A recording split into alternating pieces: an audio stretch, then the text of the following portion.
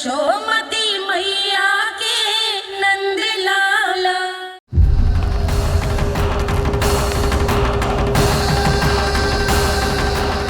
आप तो मेरी प्रतीक्षा में पहले से ही खड़े हैं यमदेव। तब तो आपने मेरी चुनौती के बारे में भी सुना ही होगा। कहिए, क्या उत्तर है आपका? मेरा स्वागत करके अपना राज्य त्यागेंगे या मेरा सामना करके अपने प्राण? हे असुर श्रेष्ठ, मैं आपकी अधीनता स्वीकार करने के लिए तैयार हूं। बस एक विनती है मेरी। शर्त को विनती का नाम देकर पहलाना चाहते हो मुझे यमराज? असुर राज मूरा के सामने शर्त रख पाओ, इतना सामर्थ्य नहीं है तुम में। इसका आभास है मुझे असुरराज, पर मैं आपकी अधीनता स्वीकार करूं इससे पहले आपको स्वामी धर्म का पालन करना होगा। मेरे पुराने स्वामी के क्रोध से मेरी रक्षा करनी होगी आपको। कौन है तुम्हारा पुराना स्वामी? भगवान श्री नारायण।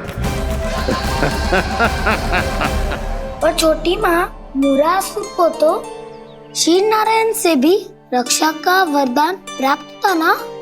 यही तो श्री नारायण की लीला थी बलराम।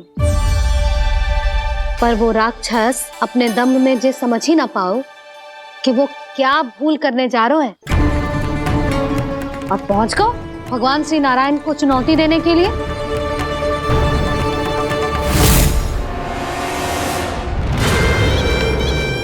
वहीं ठहर जाओ असुर राज मूरा।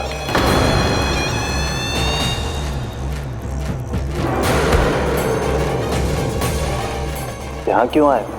आपको पराजित करने और ये वैकुंठ जीतने, ताकि मैं यमलोक का स्वामी बन सकूं। फिर आओ, युद्ध भूमि में मेरा सामना करो।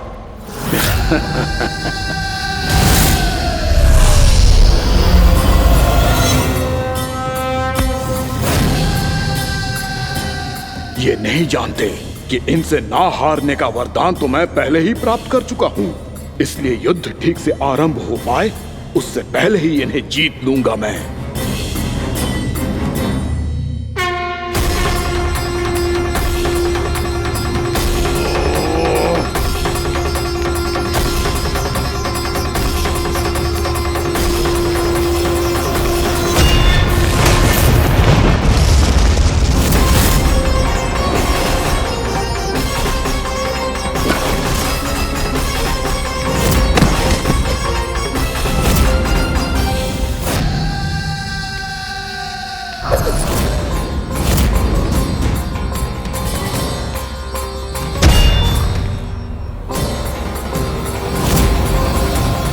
और इस प्रकार जे युद्ध वर्षों वर्षों तक चलता रहो।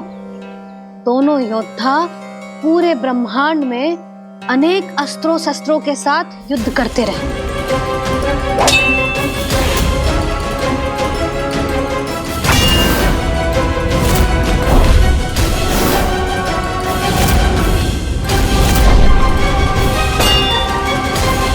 फिर क्या हुआ मैया?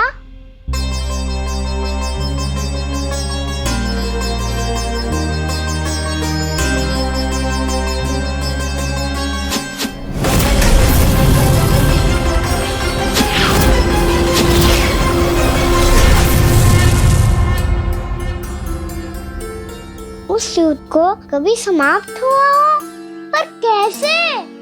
शीघ्र ही वो राक्षस थक गौ लल्ला।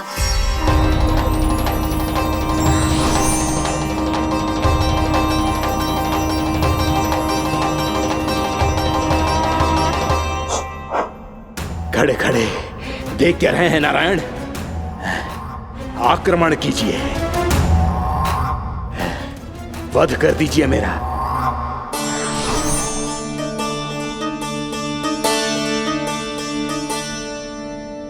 मैं तुम्हारी वीरता से प्रभावित हूं, इसीलिए इतनी थकान की स्थिति में मैं तुम जैसे वीर पर आक्रमण नहीं करूंगा। जाओ विश्राम करो। यदि फिर से युद्ध करने की इच्छा हो तो तुम्हारा स्वागत होगा।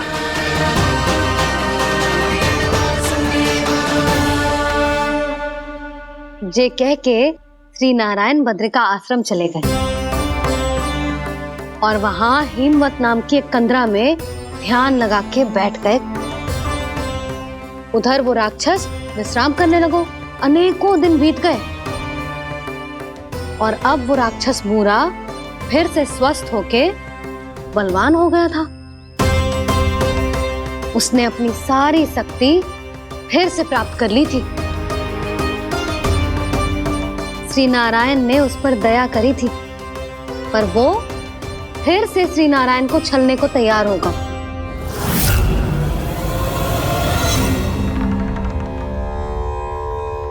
ध्यान में बैठे बैठे श्री नारायण योग निद्रा में चले गए,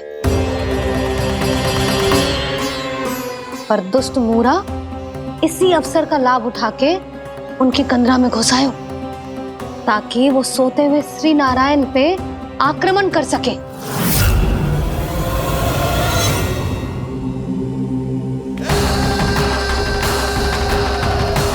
आज इस लंबे युद्ध को जीतकर अपने इस अंतिम शत्रु का भी अंत कर दूंगा मैं।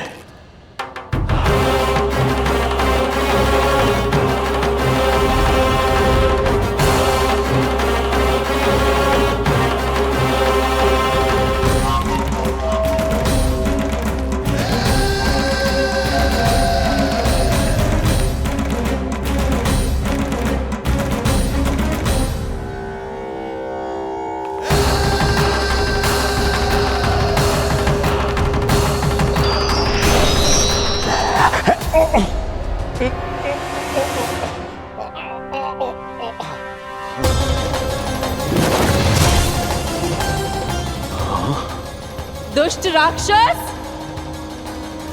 प्रभु ने तुझ पर दया की, तुझे संभलने का अवसर दिया। तू इन्हीं पर ही छल से वार करने चला है।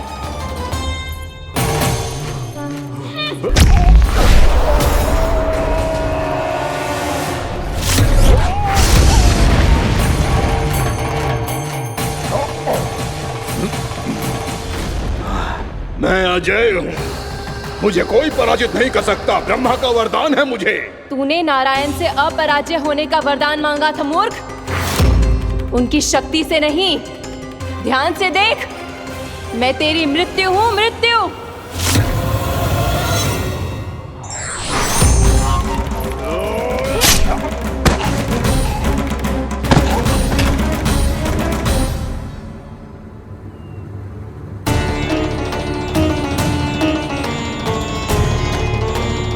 वो देवी कौन थी छोटी माँ? और कौन बलराम, वही तो थी देवी एकादशी।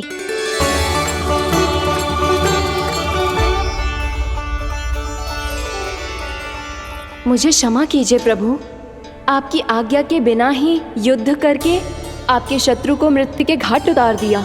क्षमा नहीं, आपकी तो प्रशंसा होनी चाहिए देवी।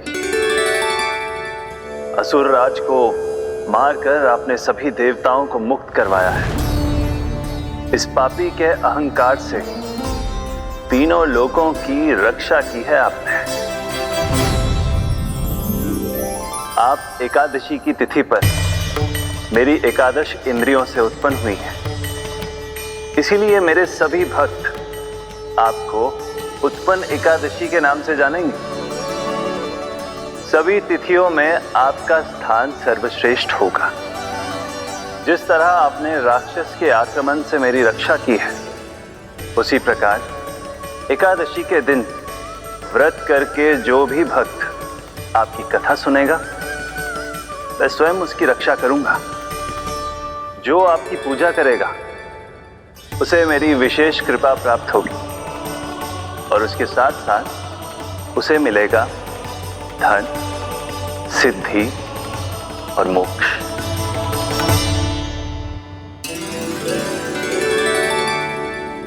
इसीलिए आज के दिन व्रत रखने का बहुत अधिक महत्व होता है। बोलो एकादशी मैया की जय। बोलो श्री नारायण भगवान की जय।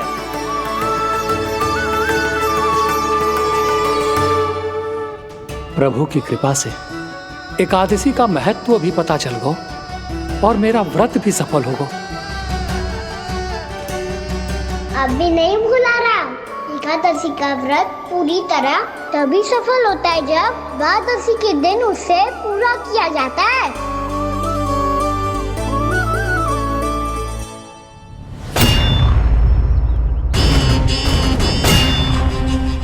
आवश्यक है आपको यह आभास होना कि उस विष्णु अवतार को पराजित करने के लिए आपके साधारण योद्धाओं में वो सामर्थ्य नहीं है। वो विष्णु अवतार कुछ अधिक ही असाधारण है।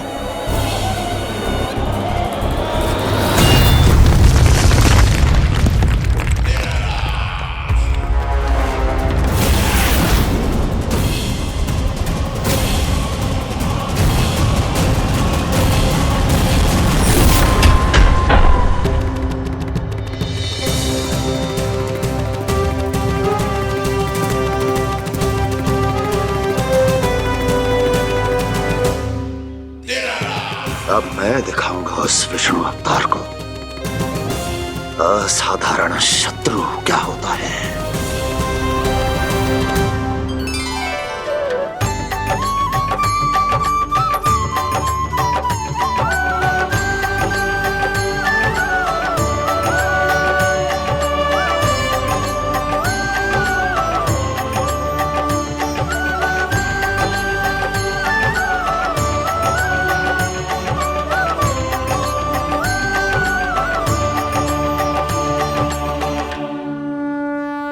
मामा अधीर हो रहे हैं, पर मैया ने मुझे अभी तक बाहर जाने की आज्ञा नहीं दी है।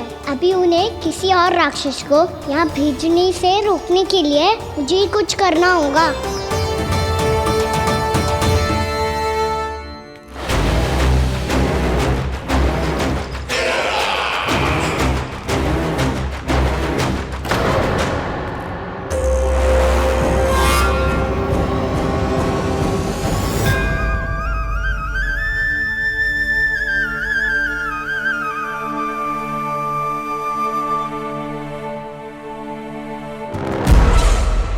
कौन हो तुम? बचपन से ही मुझे मारने का सपना देख रहे हैं, फिर मुझे ही नहीं पहचानते।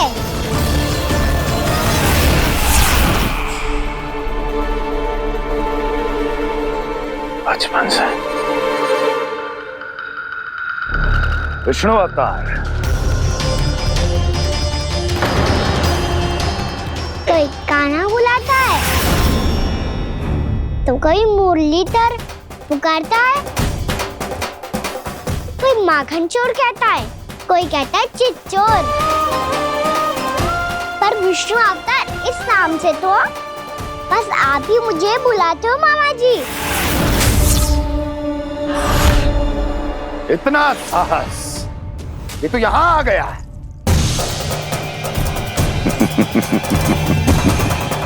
यहाँ आ तो गया तू विष्णु अवतार, किंतु यहाँ से जीवित नहीं जाएगा।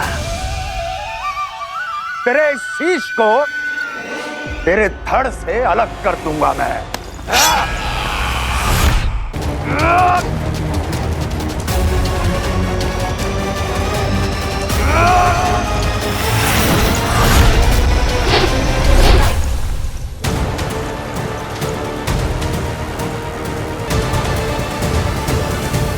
वहाँ कहाँ देख रहे हो मामा जी? मैं तैयार हूँ।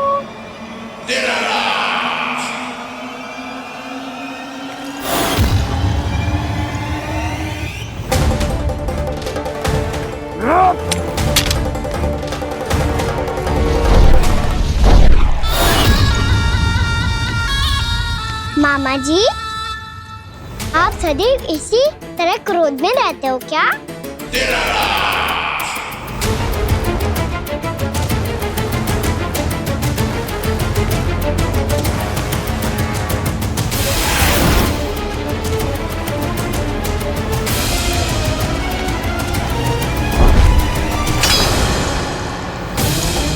छोड़, छोड़ मेरी तलवार को। छोड़ो तो तब जब पकड़ा हूँ।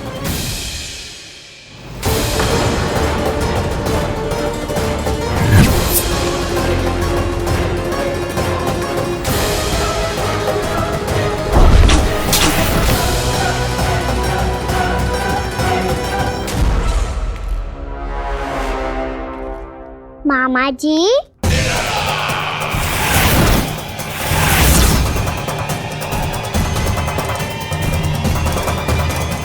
आप थक गए होंगे, थोड़ा विश्राम कर लो। आपका तो पता नहीं, मैं अवश्य से थक गया हूँ।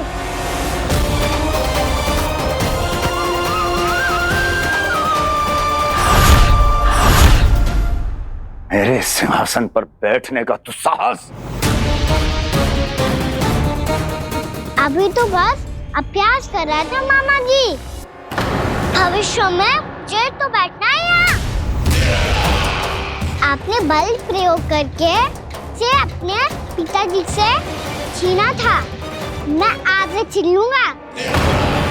जो छल और बल से लिया जाए वो अधिक समय तक टिकता नहीं है मामा जी।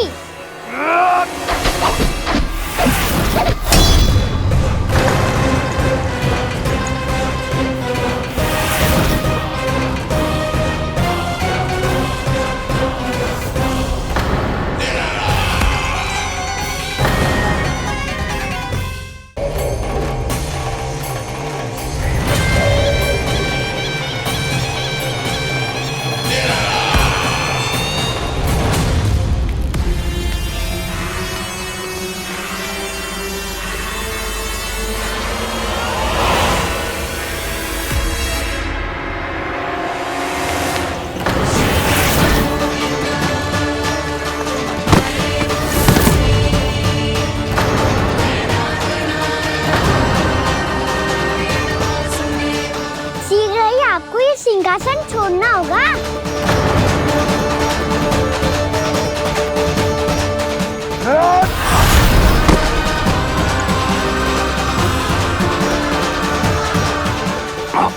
वो मेरा सिंहासन छीनना चाहता। वो आ रहा है, वो आ रहा है। सैनिकों!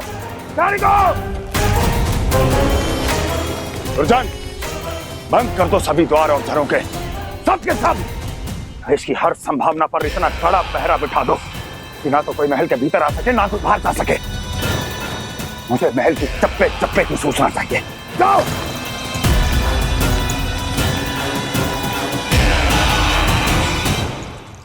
सिंहासन।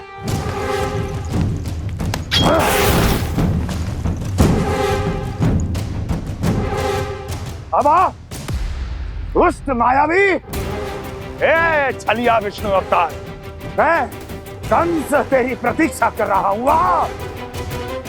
देखता हूँ मेरे सिंहासन पर कैसे बैठता है तू।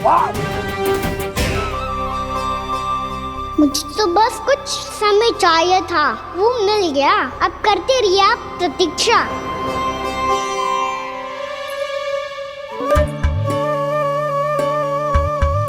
जी अपने आप से बातें क्यों कर रहे हैं जी?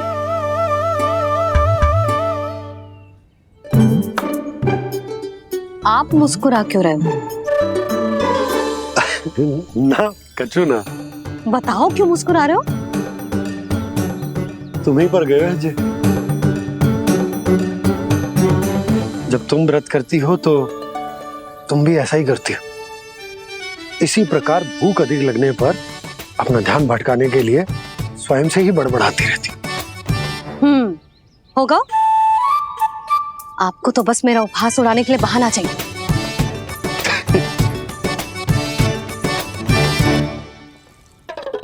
नन्ना, भूख लगी है? ना मैया, व्रत करे तो भूख कैसे लगेगी?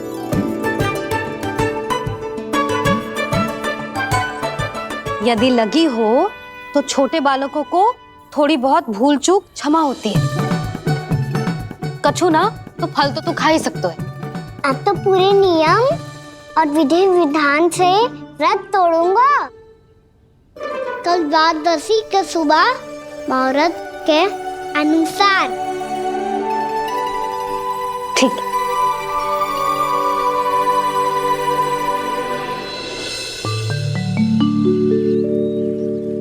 लल्ला, एकादशी समाप्त हो गई है, द्वादशी लग गई है।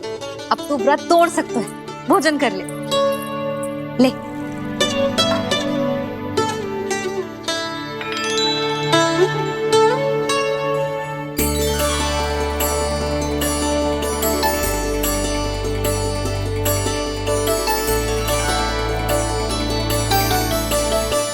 आज तो कार्य कर लीजिएगा।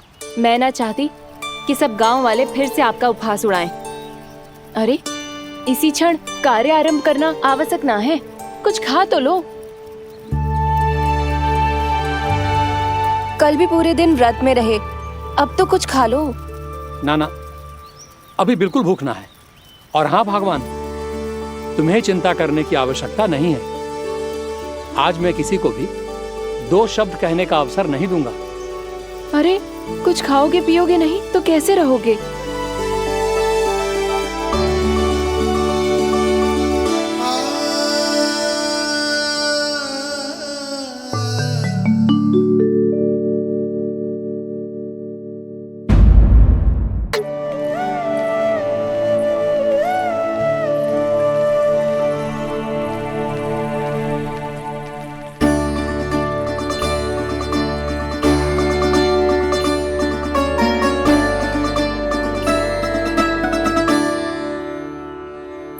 बस लल्ला बस, रो मत।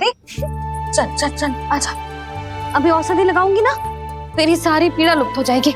आजा आजा, बैठ जा लल्ला। अभी आई मैं। हाँ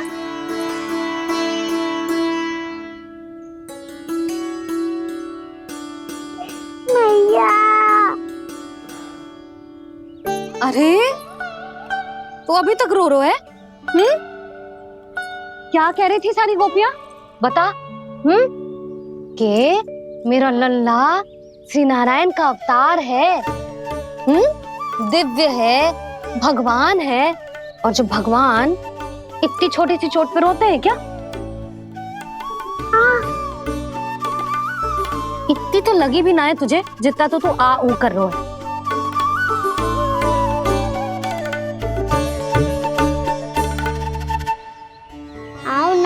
करूंगो।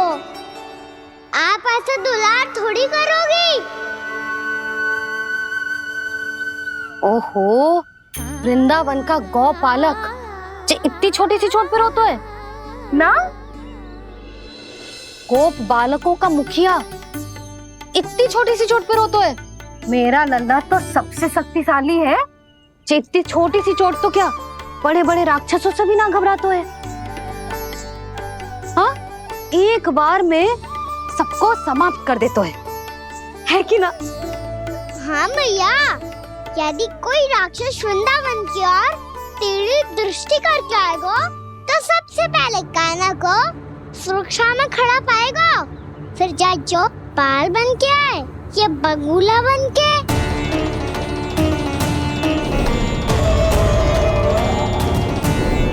ना लल्ला, सोचो भी मती।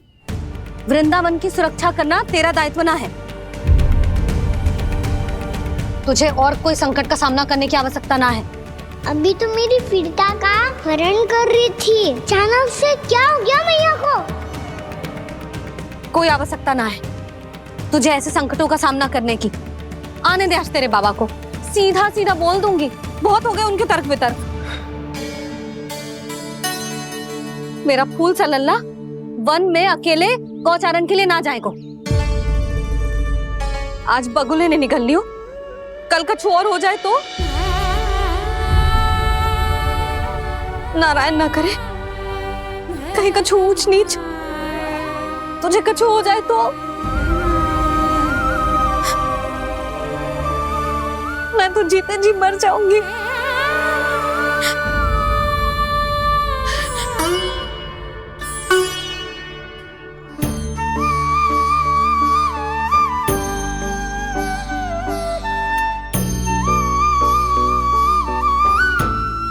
लल्ला की वीर मैया इतनी सी बात तो रोती है क्या? क्या करूं कान्हा, तुझे ऐसे बार बार संकट के मुंह में जाते हुए ना देख सकती मैं। तो फिर मैया मैं वचन देता हूँ, आज के बाद मैं गौचारण के लिए तभी जाऊंगा जब आप आज्ञा दोगी। पक्का? छल ना करेगा ना मेरे साथ? मैंने कब छल करो मैया? अच्छा ठीक है, ना करूँगा छल। यदि आपसे पूछे बिना बाहर निकलो तो तो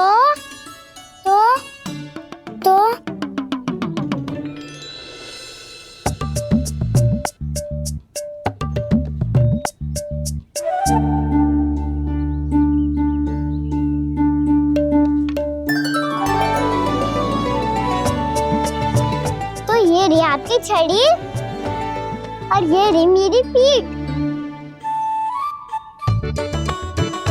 चेक देना तापर तोड़। ठीक है, जब तूने अपना दंड निर्धारित कर ही लियो है तो सोच ले, अब अगर तूने मेरी बात ना मानी तो तोड़ तोड़ छड़ी पड़ेगी, समझ आई?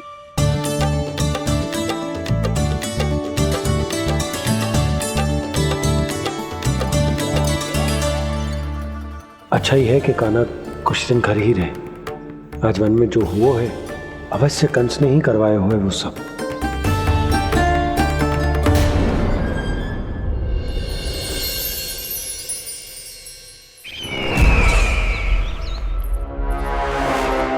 आपका ये धनुष तो सबसे अधिक शक्तिशाली था महाराज, ये कैसे टूट गया? कहीं ये बकासुर की पराजय का संकेत तो?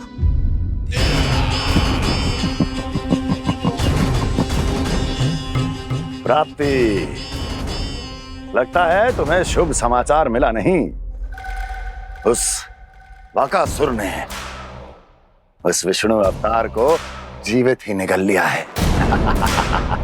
अरे अब तक तो उस नन्हे से बालक को पचा भी चुका होगा वो।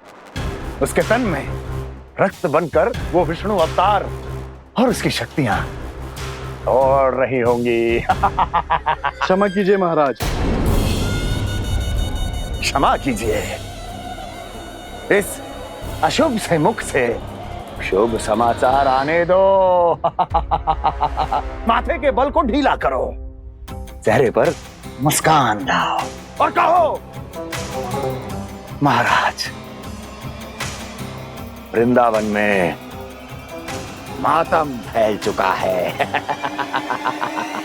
मैं ऐसा ही करता महाराज, यदि सूचना सत्य होती तो।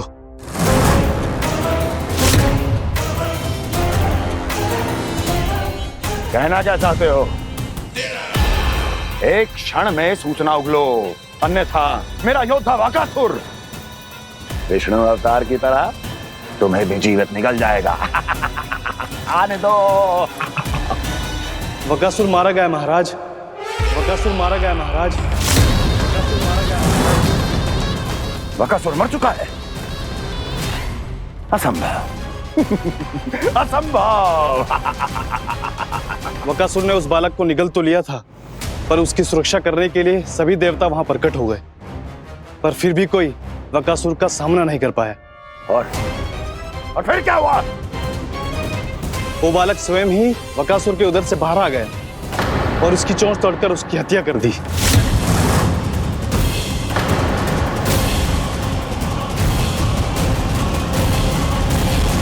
वन में बकासुर की चोंच टूट गई और यहाँ आपका ये धनुष।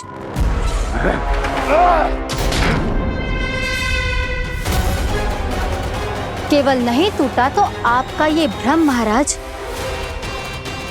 क्षमा कीजिएगा महाराज, आपका भ्रम टूटना आवश्यक है। आवश्यक है आपको यह आभास होना कि उस विष्णु अवतार को पराजित करने के लिए आपके साधारण योद्धाओं में वो सामर्थ्य नहीं है। अच्छा सर, उतना तृणावर्त बकासुर ये सब साधारण नहीं थे प्राप्ति, साधारण नहीं थे। फिर तो ये और भी अधिक चिंता का विषय है महाराज, क्योंकि इसका अर्थ तो यही हुआ कि वो विष्णु अवतार कुछ अधिक ही असाधारण है और उसका सामना करने के लिए और उसे मिट्टी में मिलाने के लिए आपको एक ऐसे अस्त्र की आवश्यकता है जो उसके सामने ना झुके और ना ही टूटे।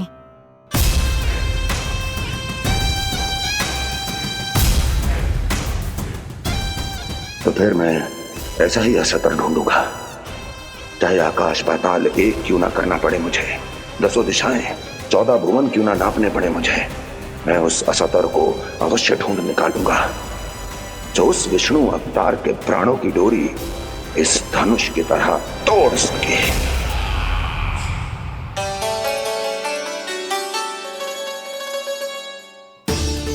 थैंक्स पापा, मैंने मैया को वचन दिया है कि जब तक नहीं चाहेंगी मैं वन नहीं जाऊंगा। इसलिए आप मुझे मारने के लिए कोई शक्तिशाली असुर ढूंढने में व्यस्त रहो। कुछ दिन तब तक मैं व्यस्त रहूंगा अपनी मैया की सेवा करने में।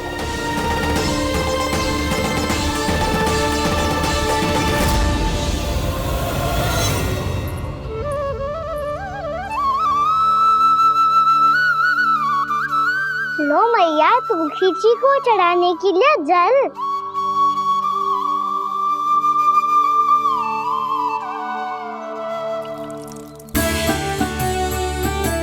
लो मैया, और आटा।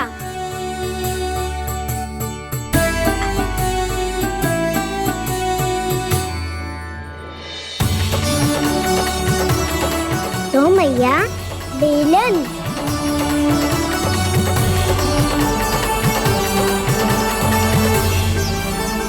ले तनिक खा ले। ओ मैया, भूख ना लगी है। बिना भूख के खाने से क्या लाभ? और तेरा जब पेट तो कह रहा है कि उसे भोजन चाहिए। और लाभ कैसे ना लल्ला? भोजन का लाभ है ना, तन को पोषण मिलेगो, स्वास्थ्य बनेगो, जो तेरी भुजाओं में शक्ति आ जाएगी ताऊ के जैसी, ताऊ से भी अधिक। तेरे जे केस भी लंबे हो जाएंगे। सच्ची मैया? सच्ची। माप के देख लियो नित्य दिन। तनिक खा।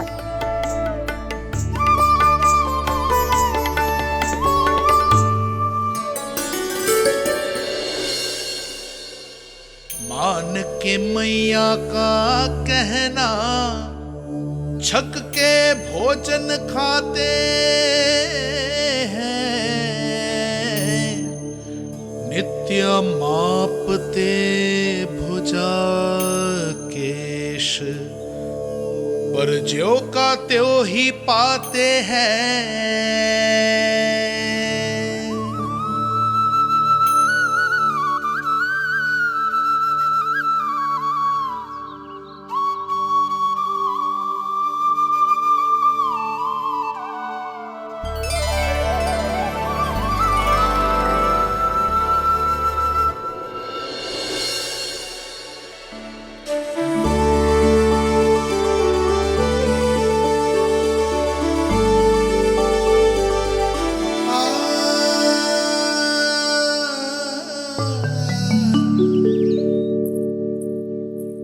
ले लल्ला, फल खा ले।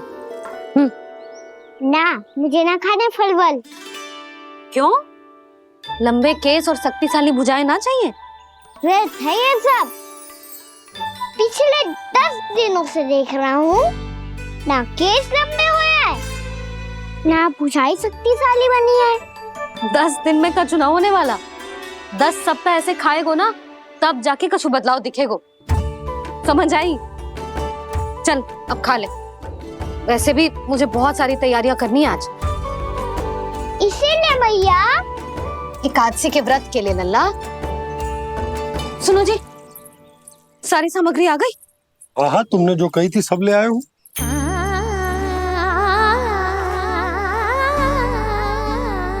इसमें नारियल तो है ही ना, उसके बिना मैं एकादशी की पूजा कैसे करूंगी? यशोदा, मैंने भोला से कह दिया, वो लेकर आते ही होगा। घबराओ मत। कैसे ना घबराओ जी, आपको पता है ना एकादशी का व्रत मेरे लिए कितना महत्वपूर्ण है। पता है। अरे इसमें तो दिए भी ना है। दिए ना है? अब मैं अभी लेकर आता हूँ। आप रहने दो, मैं ही लेके आती हूँ। भक्त भोला राम के यहाँ से है? भक्त भोला राम? मेरा अर्थ है कुमार भोला यहाँ के यहाँ से। हाँ हाँ, वो ही।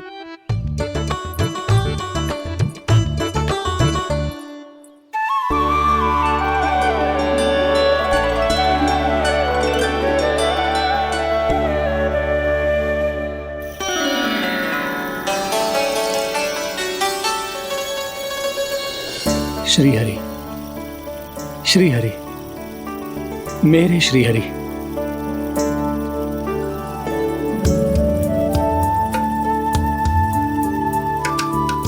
मेरे श्रीहरि। भोला राम, मेरी मटकी तैयार है? मेरे श्रीहरि, मेरे श्रीहरि।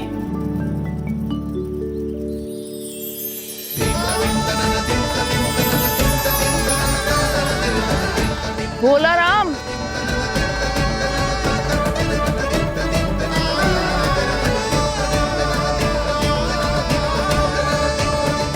भोला काका, ओ भोला काका।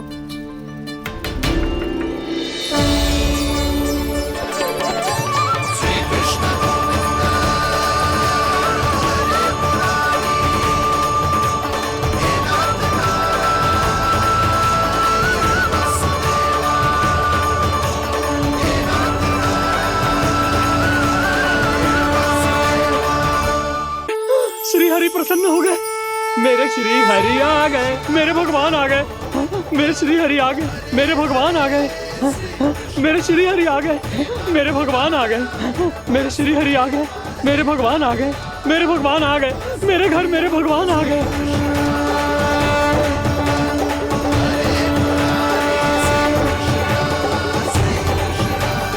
मेरे घर आ गए, मेरे श्री हरि आ गए। हाँ, मेरे श्री हरि आ गए। जे तो बावले थे ही, अब बालकन को भी साथ में मिला लिए। उज्जवल क्या कर रहा है? अरे ठहर जा भोला।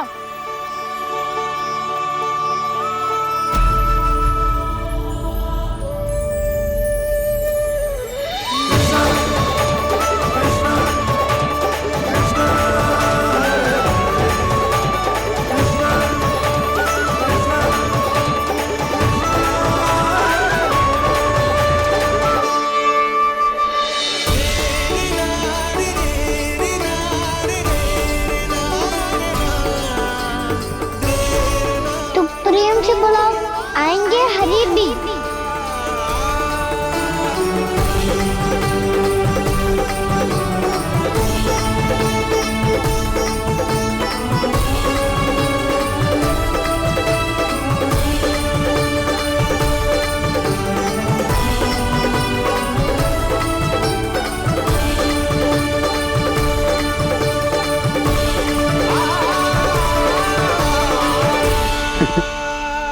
क्या वो गाना?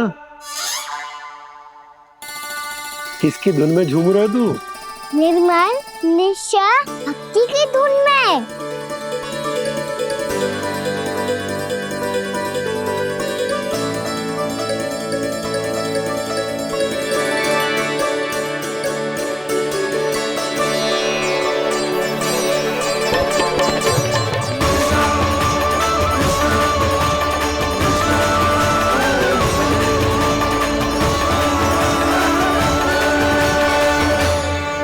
अरे क्या हो गया इन्हें? बावले हो गए हैं क्या? ठहरो, कोई आवश्यकता ना है ऐसे बावलों की तरह नाचने की।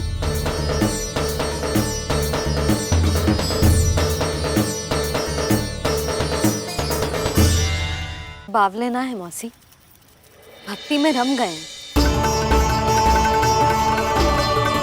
बस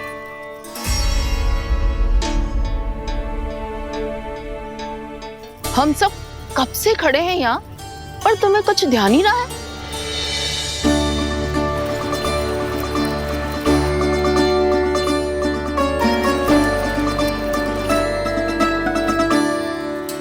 नाच गाने में ऐसे मगन हुए कि हमें देखा भी ना। मुझे नाचते हुए देख मेरे श्री हरि को इतना आनंद आ रहा था कि मैं अपने आप को रोक नहीं सका। और वैसे भी मेरे जन्म का एकमात्र उद्देश्य है श्री हरि की सेवा करना, श्री हरि को प्रसन्न करना।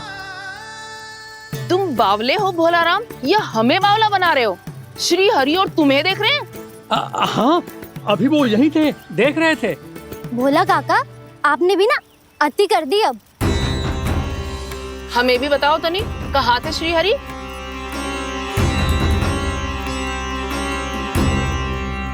ना जाने अपना उपहास करवाने में क्या आनंद आता है इन्हें। देखो, अब तुम सच मानो या झूठ, लेकिन हमरे श्रीहरि यहीं थे, इसी चाक पर अभी। हाँ, लो सुन लो इस मूर्ख की बात। श्री हरि को और कोई स्थान ना मिलो जो इसके मिट्टी के चाक पे आकर बैठेंगे। श्री हरि को और कोई स्थान ना मिलो जो इसके मिट्टी के चाक पे आकर बैठेंगे। श्री हरि को और कोई स्थान ना मिलो जो इसके मिट्टी के चाक पे आकर बैठेंगे। जैसी मैया वैसो ही लल्ला, दोनों का कुछ पता ही ना चलतो, कब किस बात पर प्रसन्न हो जाए और किस बात पर रुष्ट। अरे मैं भला असत्य क्यों बोलूंगा? अभी अभी यही थे श्रीहरि। हाँ,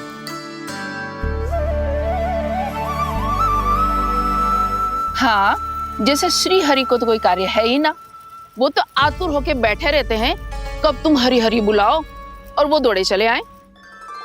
भगवान तो भक्तों के पास आने के लिए सदैव आतुर रहते हैं, बल्कि सत्य तो यह है कि भक्तों के मन में ही निवास करते हैं भगवान।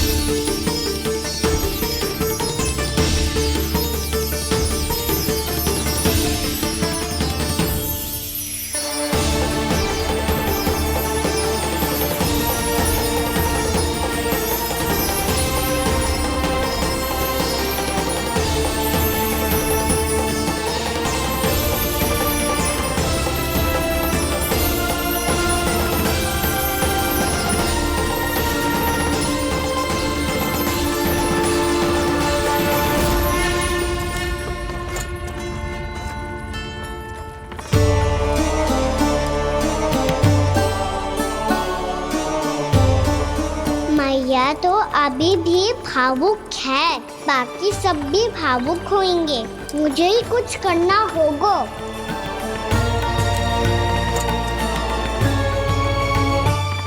भैया हम कहाँ जा रहे हैं? वृंदावन। वृंदावन? वन क्यों जा रहे हैं मैया? वहाँ क्या करेंगे हम? वन में तो कितने भयानक असुर रहते हैं, उन सब के साथ हम कैसे रहेंगे? कहीं हमें वो खा गए तो? वृंदावन कोई वन ना है लल्ला, वन से घिरा हुआ एक स्थान है। तब तो उसे वृंदा धाम या तो उसे वृंदा स्थल कहना चाहिए। कितना सयाना है मेरा लल्ला। वृंदावन हो या स्थल, आपके चरण पड़ेंगे प्रभु तो अपने आप धाम बन जाएगा वो।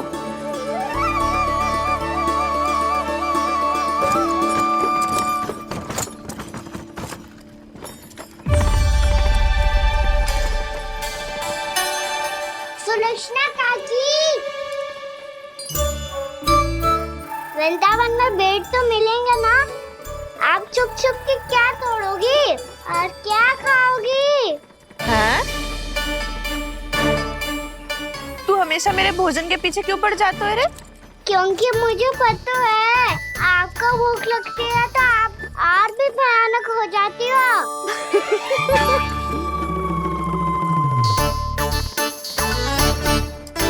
सावित्री, कस्तूरी, वृंदावन है। वृंदावन में बगीचा ना है। कान्हा, फिर तुम दोनों सबकी चुगली कहाँ बैठ के करोगी?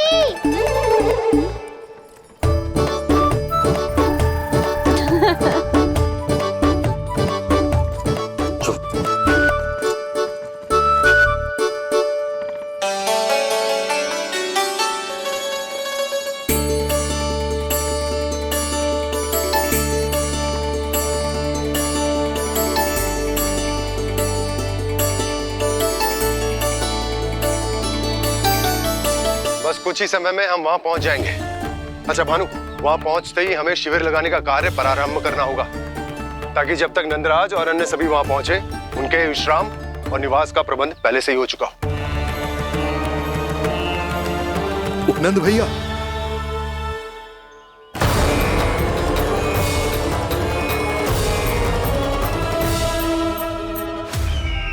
तुम सत्य कह रहे हो ना दुर्जन? पूरी तरह जांच पड़ताल कर ली है ना तुमने? नंद ने अपने परिवार और समस्त गोकुल वासियों के साथ आज गोकुल छोड़ दिया है।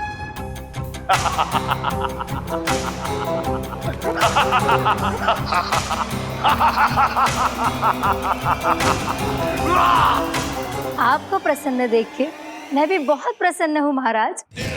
पर आपके इस अट्टहास का कारण क्या है? जिसके कारण इतने वर्षों तक मैं चिंतित रहा, ओ विष्णु अवतार एक साधारण से सूखे से भयभीत हो गया, भेड़ियों से घबराकर भाग गया वो प्राप्ति। इसका अर्थ है कि यह प्राप्ति ओ विष्णु अवतार बहुत ही दुर्बल है। यदि उसमें सामर्थ्य होता तो वो अपने प्रिय गोकुलवासियों की रक्षा के लिए अवश्य कुछ ना कुछ करता।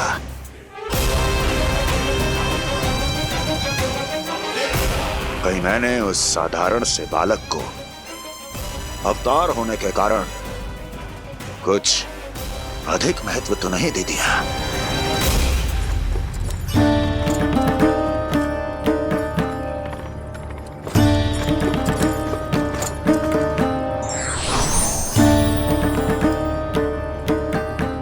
क्या हुआ पूर्णा? क्या सोच रही हो? प्रभु, केवल जे सूखा ही गोकुल के छोड़ के जाने का कारण ना हो सकता है, अवश्य ही कोई और कारण भी है। अनेक कारण है पूर्णा, और कंस उसमें से एक कारण है। पूरी सृष्टि में वो कहीं भी क्यों ना चला जाए, किंतु जो त्रास उसने मुझे दिया है उसका दंड उसे अवश्य मिलेगा। आकाशवाणियों के कारण होने वाला कष्ट का पूतना सटका चोर तृणावर जैसे निष्ठावान मित्रों की हत्या की पीड़ा का प्रतिशोध अवश्य लूंगा मैं।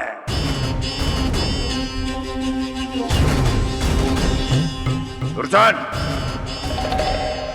जाओ और पीछा करो उस विष्णु अवतार का। अपनी दृष्टि को केवल और केवल उस पर रखना। मुझे एक एक क्षण की सूचना चाहिए। बताओ, कहां भागकर जा रहा है वो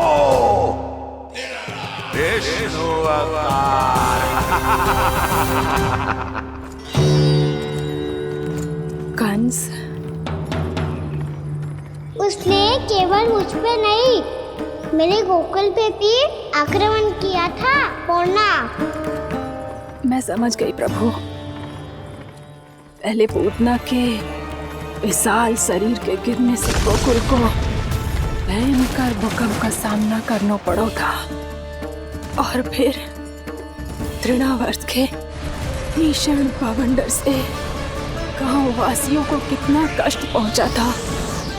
प्रभु, इसका अर्थ ये है कि गोकुल इसलिए सुरक्षित बचा रहा क्योंकि वहां आप थे।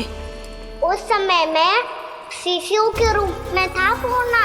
कंस के आक्रमणकारियों को रोकने के लिए मैं जाकर भी घर से बाहर नहीं निकल सकता था, और इस बार उन दुष्टों को अपने गांव के भीतर अपने वृंदावन में प्रवेश भी ना करने दूंगा मैं।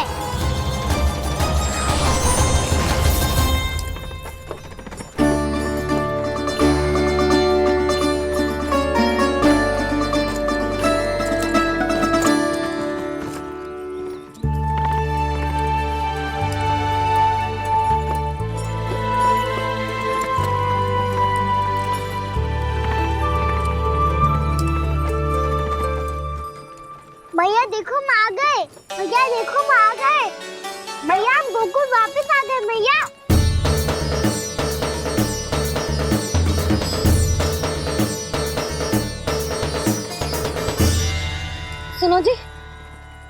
फिर से गोकुल आ गए क्या?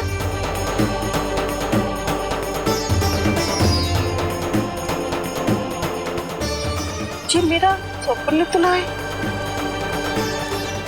ना, हम तो उसी मार्ग पर जा रहे हैं जो उपनंद भैया ने बताया था। ये तो बिल्कुल गोकुल के द्वार जैसा ही है। कहीं हम पथ भटक कर वापस तो नहीं आ गए?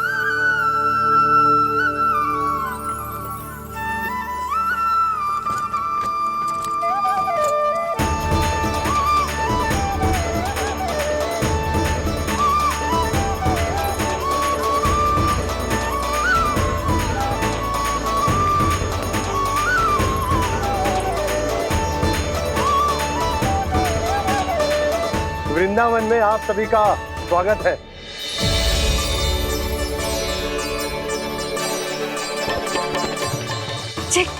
ये कैसे संभव हुआ भैया? आपने इतनी शीघ्र गोकुल जैसा द्वार कैसे बनाती हो? केवल द्वार ही नहीं बहू, देखो पूरा का पूरा गांव ही गोकुल जैसा है। जिज्जी, जिज्जी देखो ना आपने। हाँ, ये तो चमत्कार हो गया।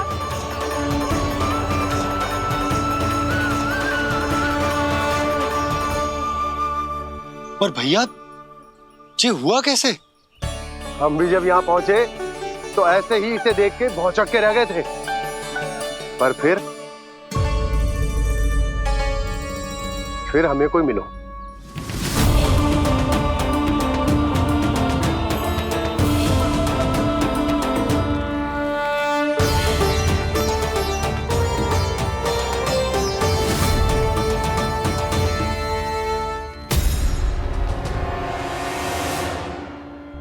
प्रणाम। ये आपने बनाया? ये तो एकदम हमारे गोकुल के मुख्य द्वार जैसा है। श्री नारायण की यही इच्छा थी। वो चाहते थे कि गोकुल वासियों को वही सुख सुविधा मिले जिसे गोकुल में छोड़कर उन्हें यहाँ आना पड़ रहा है। लेकिन कल ही तो मैं यहाँ आकर गया हूँ और तब तो ये सारी भूमि रिक्त थी। इतना सब कुछ आपने इतना शीघ्र कैसे बना दियो?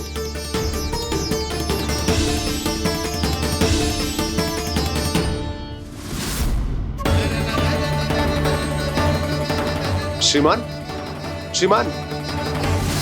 फिर न जाने वो महापुरुष कहां चले गए। हमने बहुत ढूंढो भी उन्हें, लेकिन वो मिले नहीं।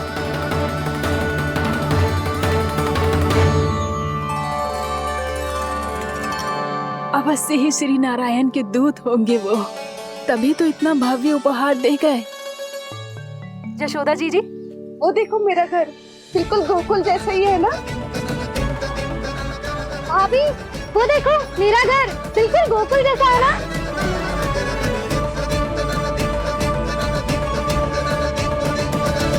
देख क्या रहे हो? पतिदेव होने का धर्म निभाओ।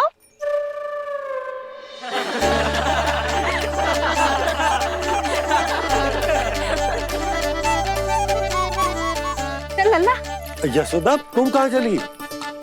अपना घर देखने चल।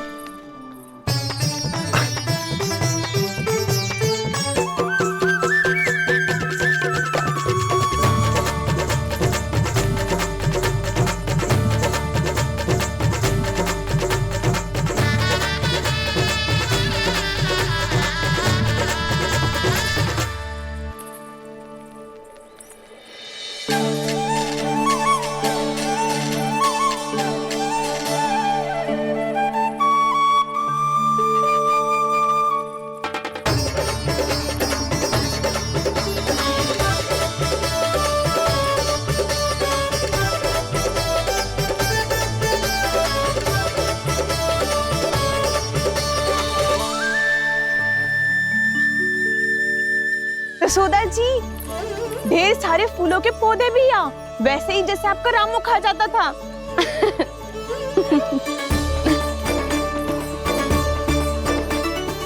जिज्जी, जे रहो आपका घर। इस घर जे की अगला घर मेरो है।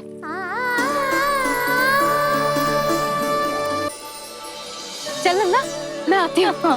आजा, चल।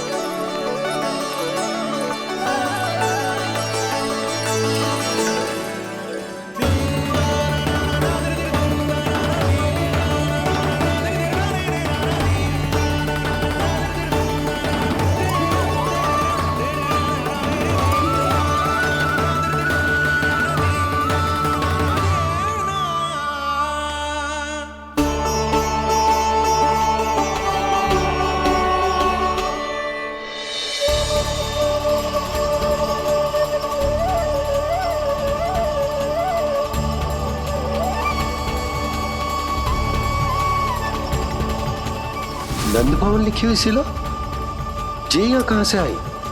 बाबा जहाँ हम होंगे वही तो नंद भवन होगा, चाहे गोकुल में हो या कहीं और।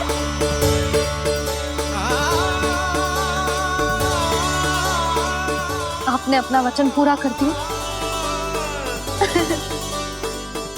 मैंने कछु ना किया है सुधा, ये सब तो श्री नारायण की कृपा है।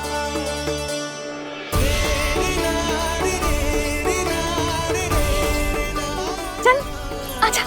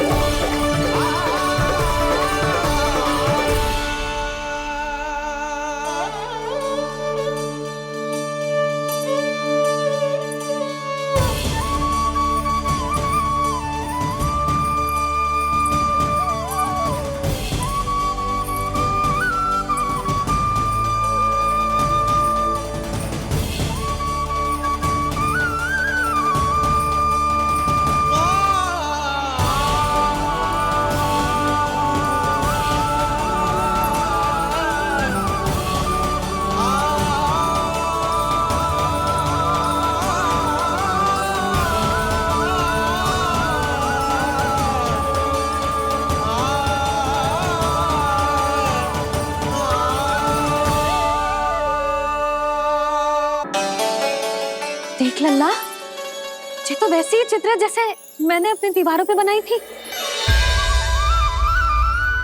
और ये भी वैसे ही अधूरी है। तब तो मैया हमें इन चित्रों को पूरा करना चाहिए।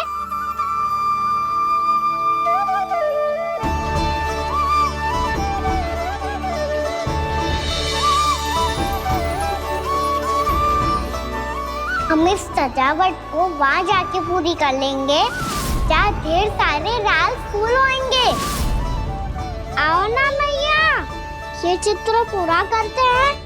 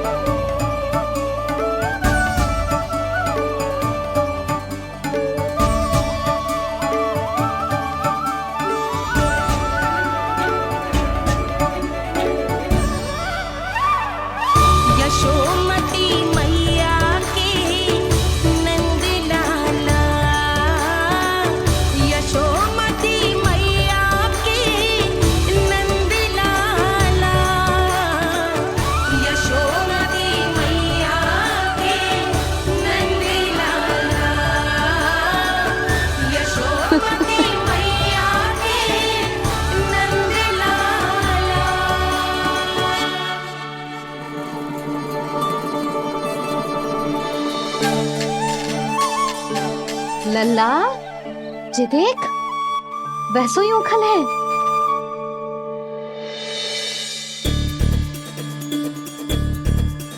मैं भी हूँ, उखल भी है, पर मेरा फिर से डर लेने का कोई विचार ना है मैया। यदि ओखल यहाँ है, तब तो भीतर भी सब कछु वैसा का वैसा ही होगा।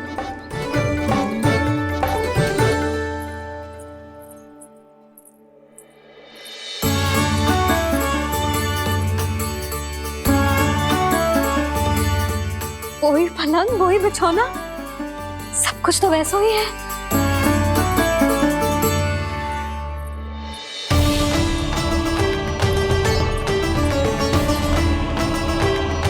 ये क्या? ये तो चमत्कार होगा।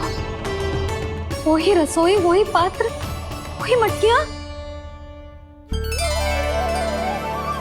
और वही आधा उटा हुआ दूध। और वही पुरानी यशोदा भी।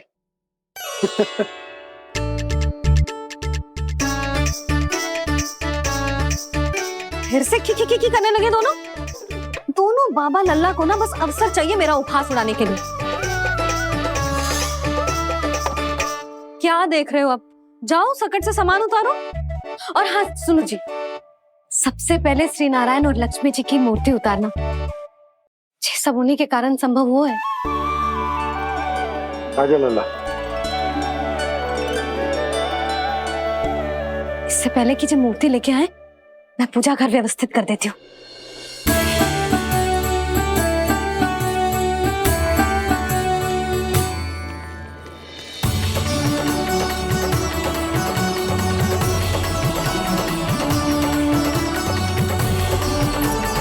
अरे स्वच्छ करने के लिए वस्त्र तो लाना भूल ही गई।